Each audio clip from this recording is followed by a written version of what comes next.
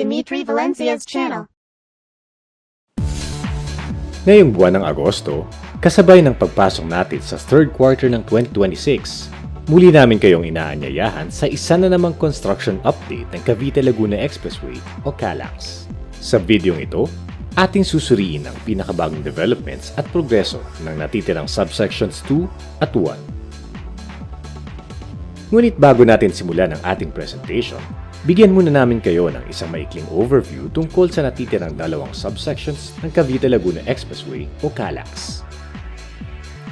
Ang natitirang bahagi ng proyekto ay binubuo ng subsection 2 na sumasaklaw mula Governor's Drive hanggang Open Canal sa General Trias at Imus.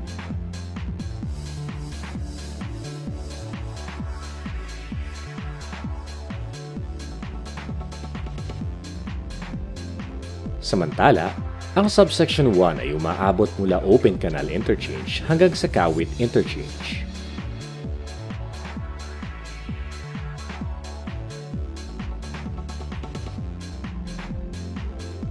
Kapag tuluyang nakumpleto ang subsection 1, ito ang magsisilbing koneksyon ng CALAX patungo sa Cavitex sa pamamagitan ng CC Link o CALAX-Cavitex Link Expressway. Kasabay ng pagpasok ng panahon ng habagat ay ang mga pasumpong-sumpong na pag-ulan at localized thunderstorms. Bagamat normal ito sa panahong ito ng taon, maaari itong makaapekto sa bilis ng progreso ng konstruksyon ng site. Kapag basa o maputik ang lupa, may mga aktibidad na pansamantalang ipinagpapaliban, kabilang na ang pagbuhos ng konkreto at ilang earthworks, upang mapanatili ang kalidad ng konstruksyon at kaligtasan ng mga manggagawa. At ngayon, samahan ninyo kaming libutin ang natitirang bahagi ng Cavite-Laguna Expressway.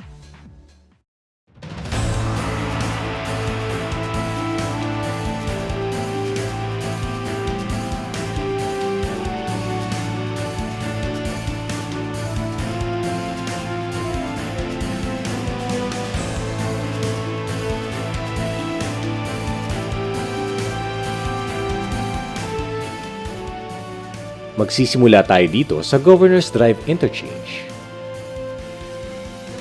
Ang mga rampa ng interchange ay halos kumpleto na.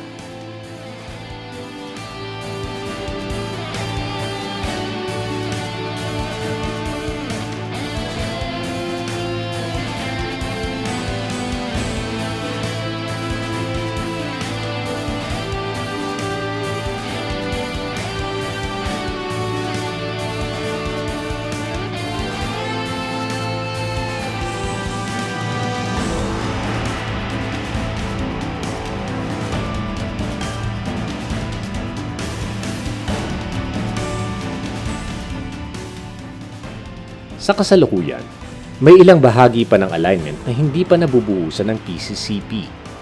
Gayunpaman, makikita na nakahanda na ang ilang bahagi para sa mga susunod na yugto ng earthworks at pavement construction sa oras na maging pabor ang kondisyon ng panahon.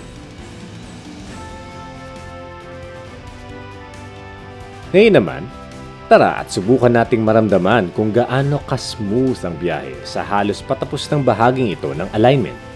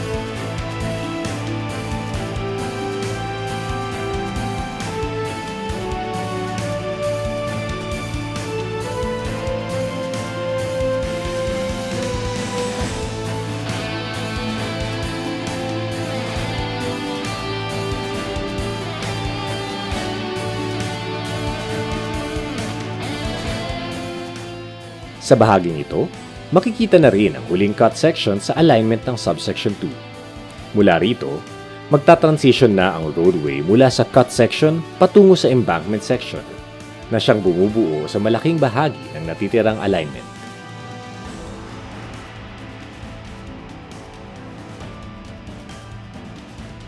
Kung inyong matatandaan, ang bahaging ito ay dating isang malalim na bahagi ng alignment na matatagpuan sa tabi ng ilog.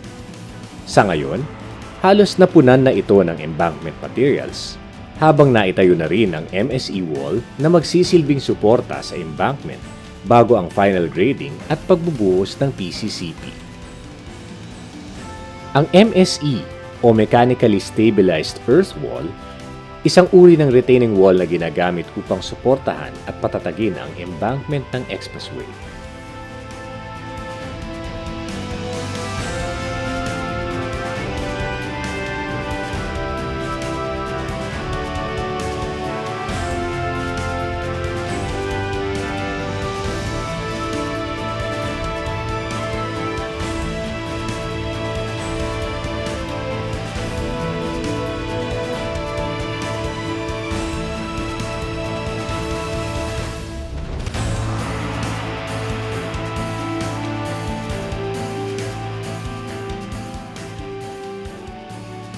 Mapapansin din na nagsimula na ang pag-install ng mga guardrail sa ilang bahagi ng alignment. Kasabay nito, nailagay na rin ang mga concrete median barriers sa kahabaan ng bahagi ito ng expressway. Hudyat na papalapit na ito sa finishing stage ng construction.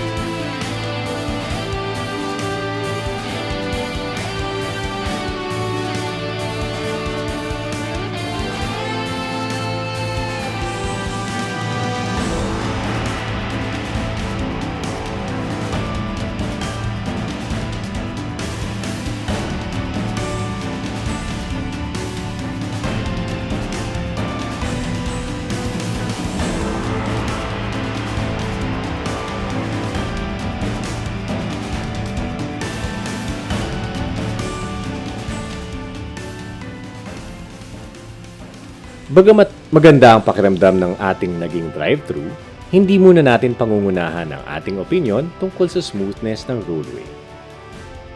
Malapit na rin itong sumailalim sa IRI o International Roughness Index Test na siyang magbibigay ng mas objective na pagsusuri sa kalidad ng road surface.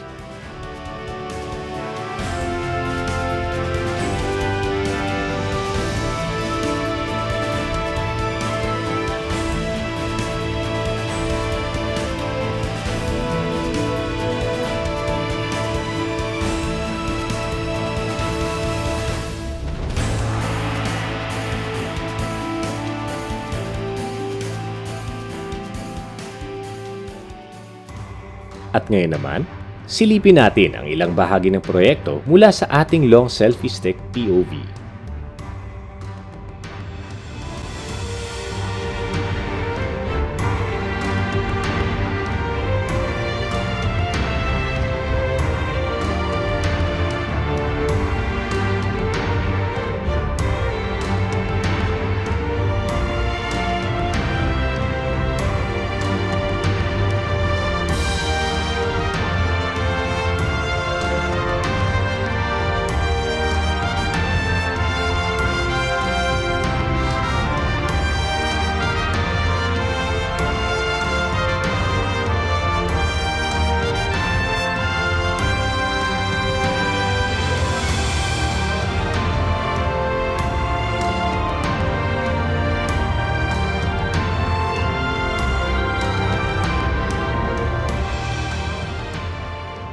Ang bahaging ito ng alignment ay isa sa mga huling na-acquire dahil sa right-of-way or row concerns.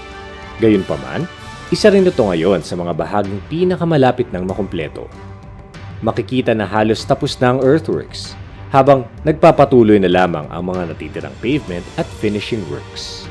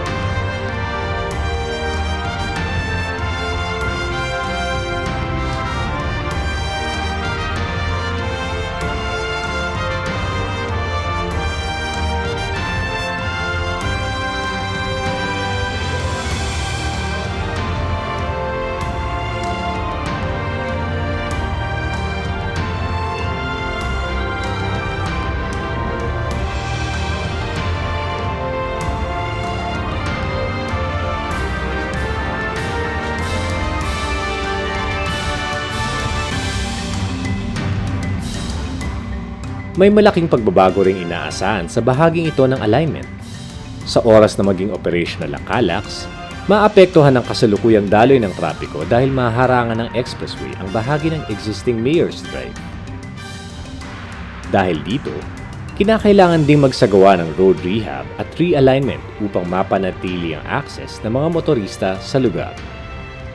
Paalala lamang na ang susunod kong ipapaliwanag ay batay lamang sa aking sariling interpretasyon sa concept image na inilabas ng LGU ng General Trias sa social media. Maaring magbago pa ang final engineering design kapag nailabas na ang opisyal na plano. Batay sa aking pagkakaunawa sa concept image na inilabas ng LGU ng General Trias, mukhang isa sa ayos ang alignment ng existing Mayor's Drive upang magkaroon ng U-turn provision sa ilalim ng Waterway Bridge 5. Kung ito ang magiging final configuration, makatutulong ito sa pagpapanatili ng koneksyon ng mga motorista sa magkabilang panig ng expressway.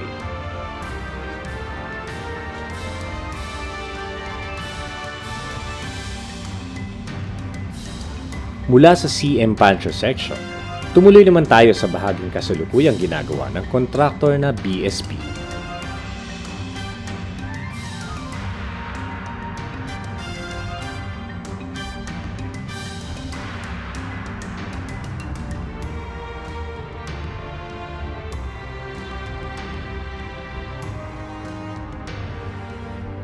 Silipin naman natin nang malapitan ang susunod na area dito sa Maralas.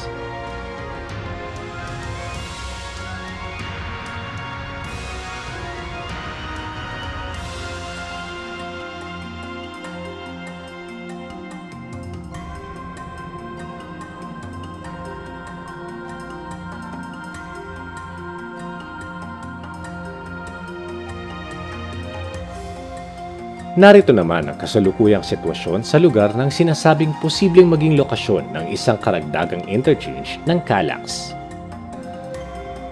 Sa kasalukuyan, wala pa ring opisyal na kumpirmasyon hinggil sa proyektong ito, kaya patuloy lamang natin itong babantayan sa mga susunod na updates.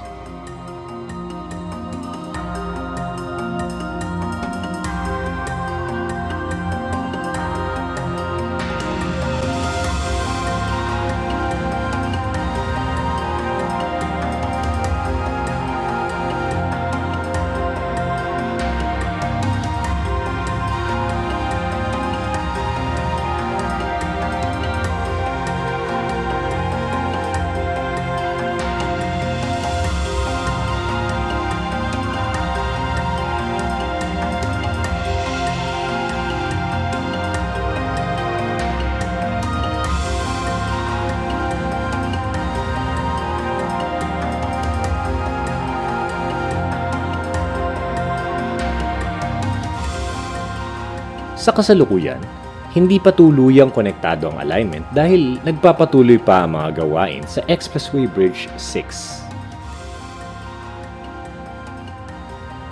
At ngayon, sa POV ng long selfie stick naman natin obserbahan ang mga progreso.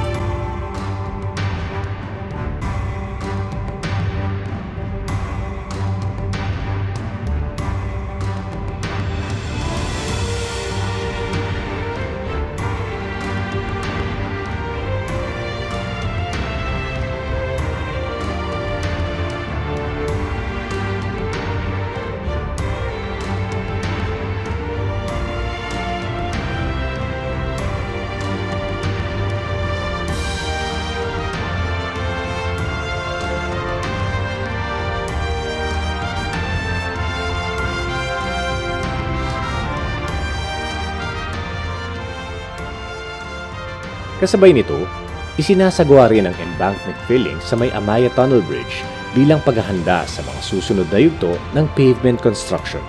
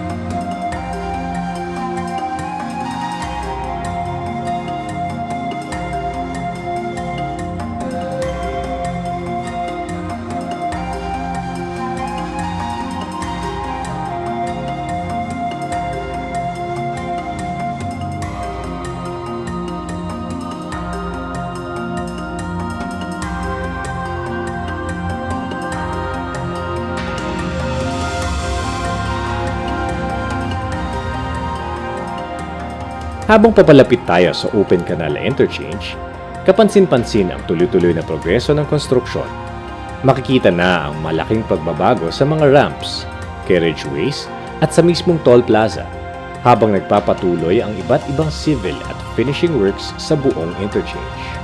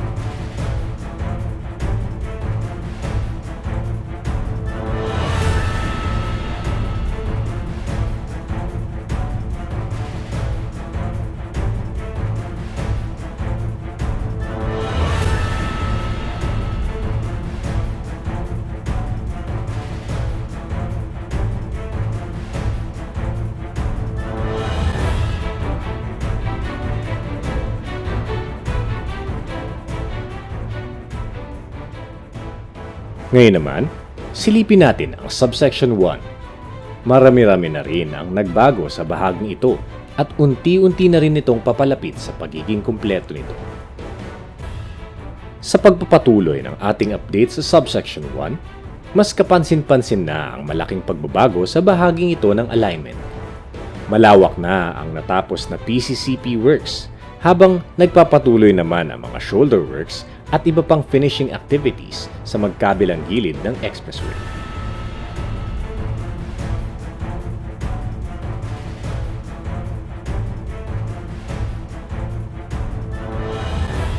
Isa sa mga natitirang major structures sa subsection 1 ay ang Underpass 1A or UP1A.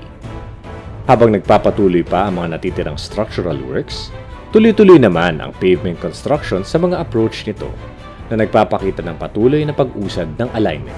Bagamat malawak na ang natapos na PCCP sa mga approach ng UP1A, hindi pa rin nabubuhusan ng konkreto ang carriageway na mag-uugnay sa mismong underpass. Sa kasalukuyan, isinasagawa pa rito ang mga preparatory works bago ang susunod na yugto ng pavement construction. Narito naman tayo sa Expressway Bridge 3 or EB3. Isa rin sa mga natitirang major structures ng subsection 1. Habang nagpapatuloy pa ang mga structural works sa mismong tulay, malawak na ang natapos na PCCP sa mga approach nito na nagpapakita ng patuloy na pag-usad ng alignment. Gayunpaman, hindi pa rin tuluyang nagdudugtong ang carriageway sa bahaging ito ng expressway. Sa kasalukuyan, isinasagawa pa ang mga preparatory works bago maipagpatuloy ang pavement construction na mag-uugnay sa magkabilang approach ng tulay.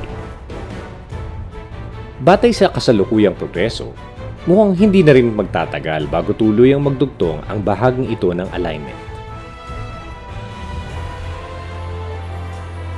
Mula sa aerial perspective, mas madaling makita ang kabuuang alignment ng expressway at ang lawak ng natapos na konstruksyon, kabilang ang mga bahaging patuloy pang isinasagawa sa gilid ng carriageway.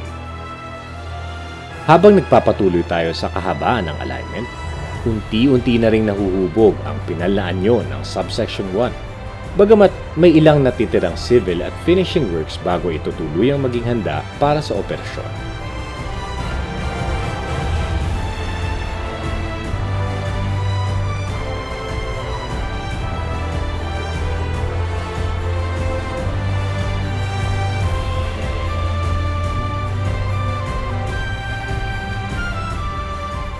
Narito naman tayo sa Expressway Bridge 2 or EB2. Kapansin-pansin na malawak na rin ang natapos na PCCP sa bahaging lampas ng tulay. Isa sa mga malinaw na indikasyon na patuloy na ang pag-usad ng subsection 1. Mapapansin ding medyo maputik ang ilang bahagi ng construction site dulot ng mga thunderstorms at pag-ulan nito mga nakaraang araw. Gayunpaman, nagpapatuloy pa rin ang iba't ibang construction activities sa mga bahaging maari ng isagawa.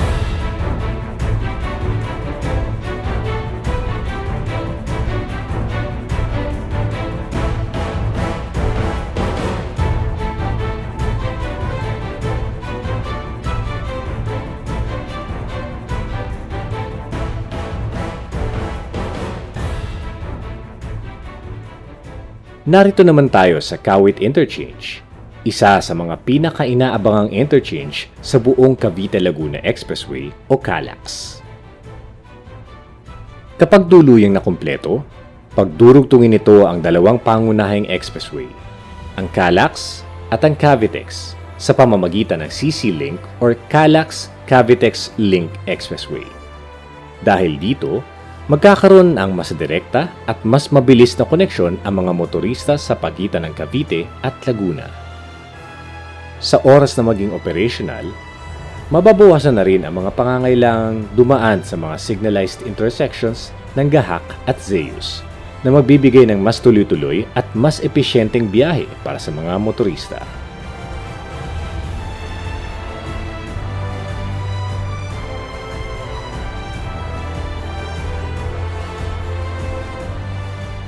Kapansin-pansin din na naalis na ang dating median ng Advincula Road.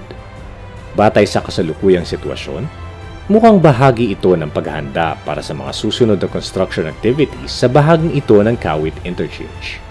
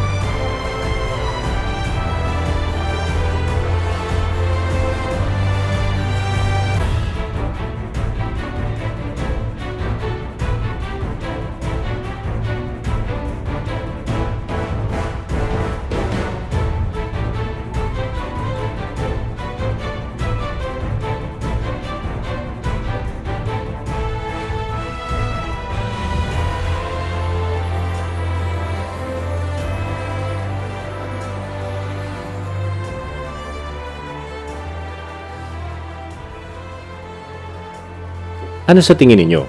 Saan kaya ilalagay ang toll plaza para sa mga motoristang manggagaling Cavitex patungong Calax?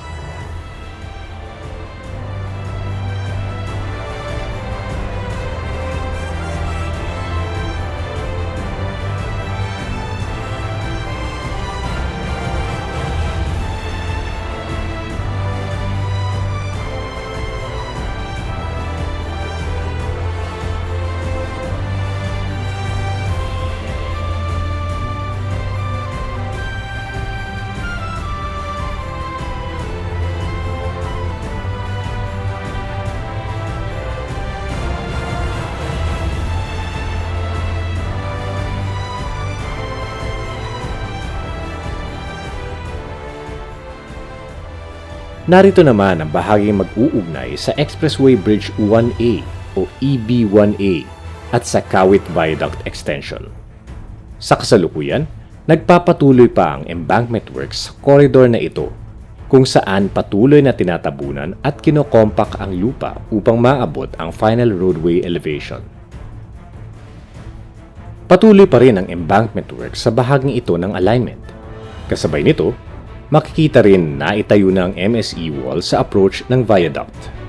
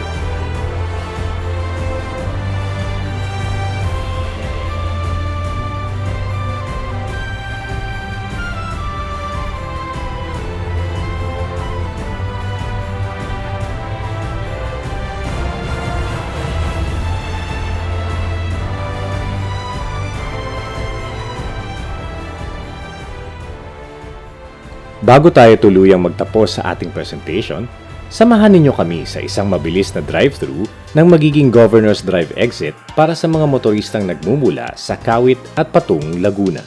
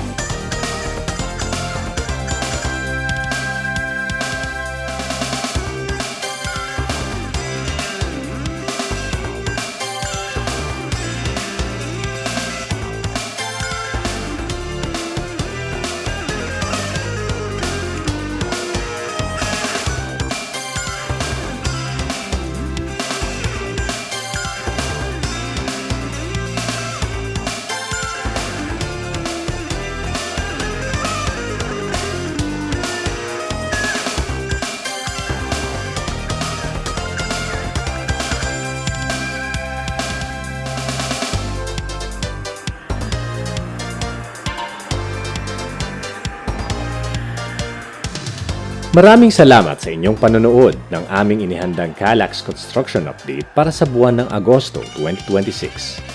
Unti-unti nang nalalapit ang pagkakumpleto ng natitirang bahagi ng Cavite-Laguna Expressway. Sa bawat buwan ay mas malinaw nating nasasaksihan ang paghubog ng proyektong ito. Patuloy namin kayong bibigyan ng mga susunod na update habang isinasagawa ang mga natitirang civil at finishing works hanggang sa tuluyang makumpleto ang proyekto sa abot ng aming makakaya. Muli, maraming salamat sa inyong walang sawang suporta. Hanggang sa muli, ingat po sa inyong biyahe at maraming salamat sa inyong panonood.